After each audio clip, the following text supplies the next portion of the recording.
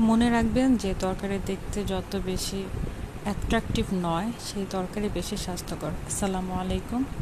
খুবই উপকারী একটা সবজি ঢেঁড়স রান্না করে দেখাবো। ফাইবার সমৃদ্ধ এই সবজিটি আপনার হজমে সহযোগিতা করবে এবং কোষ্ঠকাঠিন্য রোধ করতে সাহায্য করবে। আমি তেলাপিয়া দিয়ে মাছ দিয়ে রান্না করব, তাই মাছগুলো ভালো করে ধুয়ে হলুদ লবণ মাখিয়ে ভেজে নিচ্ছি, একটু কড়া করে ভেজে নিচ্ছি। আমি ঢেঁড়সগুলোকে ভালো করে ভেজে নিয়েছি, যাতে করে এর যে লিকুইডে একটা ভাব হয় রান্নার পরে, সেই আঠালো ভাবটা আর থাকবে না। দিয়ে দিলাম রসুন এবং হলুদ গুঁড়ো, পরিমাণ মতো লবণটা আমি দিয়ে দিব এখন। আর এদিকে আমার মাছ ভাজা অলমোস্ট হয়ে গিয়েছে, উল্টিয়ে দিলাম, ভালো করে নাড়াচাড়া করে নিচ্ছি। ঢেঁড়সে খুবই ভালো ফাইবার থাকে এবং অতিরিক্ত গরম যখন পড়বে তখন আপনি একটি পাতলা তরকারি হিসেবে খেতে পারেন। ঢেঁড়স ভর্তাও অনেক বেশি স্বাস্থ্যকর।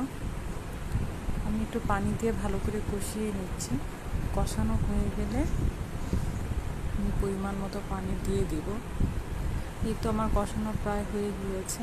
যখন লেগে লেগে আসছিল তখন আমি পানি দিয়ে দিলাম। পানিটা যখন ফুটে উঠবে তখন আমি মাছগুলো দিয়ে দিব এবং অপেক্ষা করব